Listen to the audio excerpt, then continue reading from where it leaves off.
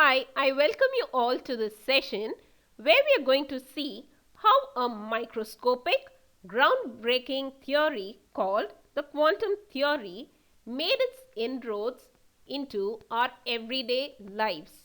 And taking you along on this journey is Dr. Yunus Jerusha, an assistant professor of physics. Before we proceed any further, we start with a very famous quote by Max Planck. When you change the way you look at things, the things you look at change. And that is what he exactly did. He viewed the hydrogen spectrum, which according to classical theory was a continuous spectrum, but experimentally it was observed to be completely discrete. And this is what provoked him to propose his own version of the microscopic theory called as the Planck's quantum theory of black body radiation.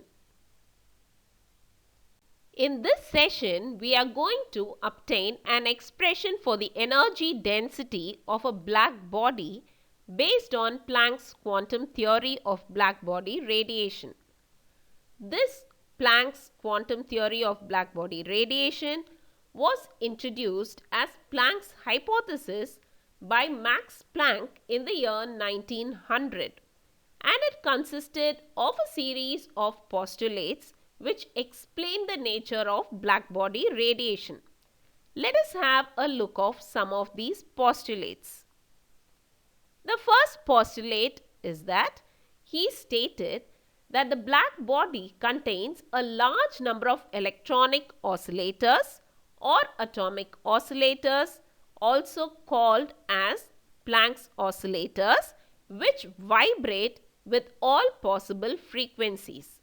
And it is these oscillators which are responsible for the emission and absorption of radiation in a black body. The second postulate is that the energy exchange among the oscillators is going to take place in a discontinuous manner or in a discrete manner. The picture towards the left shows us that energy is going to be discrete in nature and not continuous in nature, while the picture on the right shows us that there are oscillators having different amounts of energy and thereby vibrating at all possible frequencies. These oscillators occupy different energy levels in the energy level diagram. The third postulate of Planck's quantum theory of black body radiation is that the energy transaction or the energy exchange among the oscillators is discrete in nature and has values which are in integral multiples of a small indivisible unit or packet called as an energy quantum. This quantum of energy is directly proportional to the frequency of the emitted radiation nu and is given by the equation E is equal to h nu, where h is called as the Planck's constant. From the pictures shown here, especially the picture on the left, energy is absorbed or energy is emitted in integral multiples of h nu. We need to obtain an expression for the energy density in a black body, for which purpose we use the Planck's quantum theory of radiation, and thereby this formula is called as the Planck's radiation formula. We assume that the black body consists of a large number of oscillators numbering n and having a total energy Et. The average energy of one oscillator therefore is given by E bar is equal to Et by n. This we term as expression 1. We now say that we have n0 oscillators having 0 quantum of energy, n1 oscillators having 1 quantum of energy, N2 oscillators having 2 quanta of energy, and so on. Therefore, the total number of oscillators is given by the expression N is equal to N0 plus N1 plus N2 and so on. This expression is termed as equation 2. The total energy of all these oscillators is given by Et is equal to 0 into N0 plus E into N1 plus 2E into N2 and so on. This expression is termed as equation number 3. Using Maxwell's distribution formula, the number of oscillators with an energy Ne is given by Nn is equal to N0 e power minus Ne divided by kBt, where kB denotes the Boltzmann's constant. This Maxwell's-Boltzmann's distribution formula is termed as equation 4.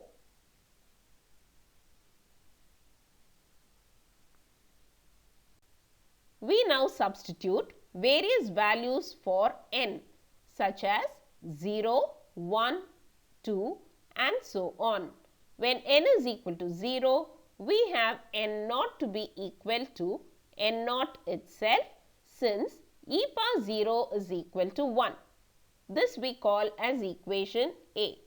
When n is equal to 1, we have n1 to be equal to n0 e power minus e divided by kBt, called as equation B. And when n is equal to 2, we have n2 to be equal to n0 e power minus 2e divided by kBt, called as equation C. And when n is equal to n itself, we have n to be equal to n0 e power minus ne divided by kBt, called as equation D. We substitute A, B, C and D in equation 2 and we obtain the total number of oscillators to be n is equal to n0 plus n0 e power minus e by kBt plus n0 e power minus 2e by kBt and so on. The common term among these terms is n0, which is taken out, and within the square brackets we have 1 plus e power minus e by kBt plus e power minus 2e by kBt and so on. We now assume e power minus e by kBt to be small x. Therefore, we now have a simplified version of the total number of oscillators n to be n0 into 1 plus x square and so on. 1 plus x square is a series expansion of 1 minus x inverse. We now have the total number of oscillators n to be equal to n0 divided by 1 minus e power minus e by kBt. This we have obtained when we substitute small x to be e power minus e divided by kBt. This expression we call as equation number 5. We now have to obtain the total energy of the oscillators Et, and therefore we substitute equations A, B, C, D, which are N0, N1, N2 and Nn in equation 3. On substitution, we obtain the total energy to be Et equals 0 times N0 plus E times N0 e power minus e by kBt plus 2E N0 e power minus 2e by kBt plus so on. The common term here is E N0 e power minus e by kBt, which we take out. So on taking that common term out, within the square brackets we have 1 plus 2e minus e divided by kBt plus so on. As we had done in order to obtain the total number of oscillators, we assume e power minus e by kBt to be small x, and on substitution of small x in the above equation, we have within the square brackets the expansion as 1 plus 2x plus 3x square and so on, which is the reciprocal of 1 minus x the whole square. Therefore, the total energy of all the black body oscillators is given by Et is equal to N naught E into e power minus e divided by kBt into 1 divided by 1 minus e power minus e by kBt the whole square. This we call as equation 6. Therefore, we have now obtained the expressions for the total number of oscillators given by equation 5 and the total energy of all the oscillators given by equation 6. Equations 5 and 6 has to be now substituted in equation 1. Substitution of equations 5 and 6 in equation 1 yields us the expression for the average energy of the oscillators. Here, in the numerator, we have substituted equation 6 and in the denominator, we have substituted equation 5. We see here that the term N naught gets cancelled in the numerator and in the denominator, and we end up with an expression e power minus e by kBt into 1 divided by 1 minus e power minus e by kBt. We now proceed to divide the numerator and the denominator by e power minus e by kBt, and then substitute the resulting equation where we have capital E, the energy, to be equal to h nu. We obtain the average energy of the oscillator E bar, therefore to be equal to h nu divided by e power h nu by kBt minus 1, which we denote as equation 7. We have to find the energy density of the black body. Therefore, we need to know the expression for the quantity number of oscillators per unit volume with frequency between nu and nu plus d nu. This is given by 8 pi nu square by c cube d nu, which we denote as equation 8.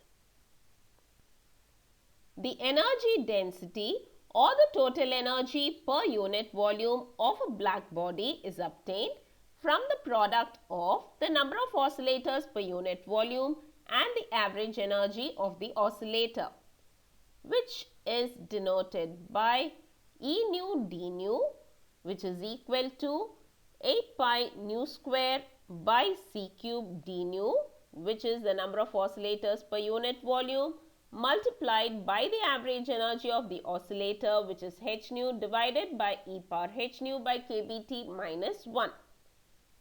On consolidating the terms, we have 8 pi h nu cube by c cube into 1 divided by e power h nu by kBt minus 1 into d nu.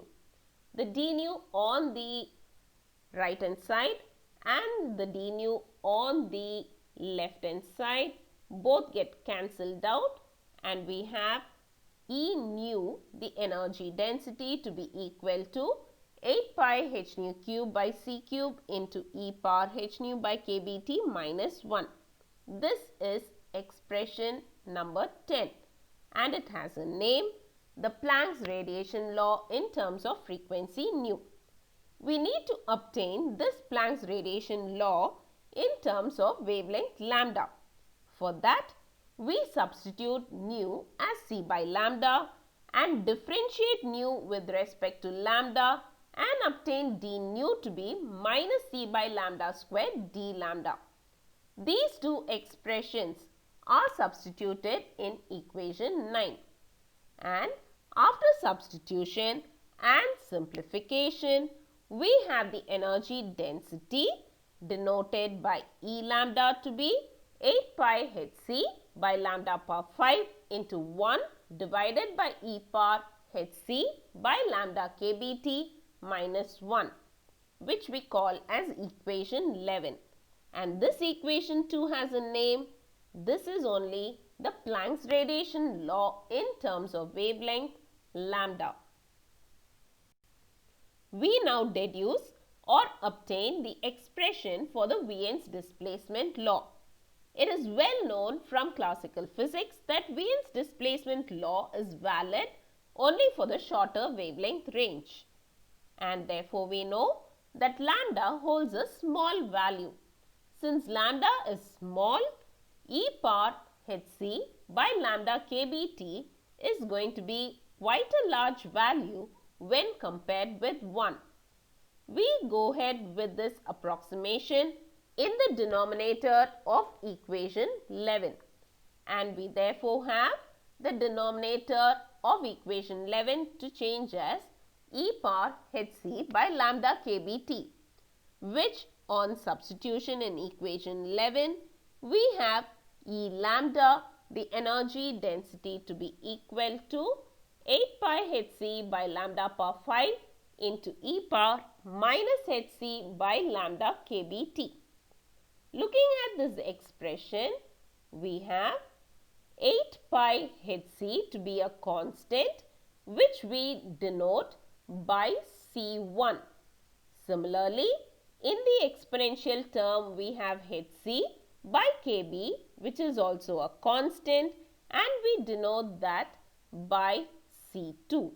Therefore, the new form of Wien's displacement law is E lambda is equal to C1 lambda power minus 5 E power minus C2 by lambda t.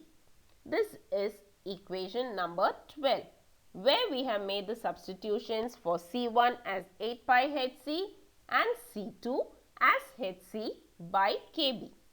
There is another form of the Wien's displacement law too. From black body radiation characteristic, we already know that the temperature is inversely proportional to the wavelength lambda. Therefore, in equation 12, we replace lambda power minus 5 with T power 5. And therefore, we now have the energy density E lambda to be directly proportional to the fifth part of the absolute temperature in a black body. This is another form of the Wien's displacement law. Rayleigh-Jean's law, based on classical physics, is valid only in the longer wavelength range. That is, lambda is quite a large value. Since lambda is large, E power hc by lambda kBt holds a value which is much less than 1. Since it can't be ignored, we go in for an expansion, and we have E power hc by lambda kBt to be equal to 1 plus hc by lambda kBt plus half hc by lambda kBt the whole square. We know hc by lambda kBt is small, and higher orders therefore of hc by lambda kBt are going to be still smaller. Therefore, we just ignore those higher orders and retain just the first two terms, which are 1 plus hc by lambda kBt, which we call as equation 14. This equation 14 is now substituted in equation 11, and we have E lambda, the energy density, to be equal to 8 pi hc by lambda power 5 into 1 divided by 1 plus hc by lambda kBt minus 1. 1 and 1 get cancelled, and we are left out with hc by lambda kBt in the denominator, and when this lambda kBt goes to the numerator and with the necessary cancellations, we have energy density E lambda to be therefore 8 pi kBt by lambda power 4. This we call as equation 15. From this expression 15, it is clearly understood that the energy density is inversely proportional to the fourth power of the incident radiation lambda. Therefore, in this derivation, we have seen the expressions for the Planck's radiation law in terms of frequency nu, the expression for the Planck's radiation law in terms of the wavelength lambda, and we've also obtained expressions for the Wien's displacement law as well as the Rayleigh-Jeans law. Let us end this session, which gave us a glimpse of how a very big mystery in science was about to be solved. Max Planck, in another of his quotes, has said, "Science cannot solve the ultimate mystery of nature, and that is because in the last analysis, we ourselves are a part of the mystery that we are trying to solve." Thank you for your patient listening.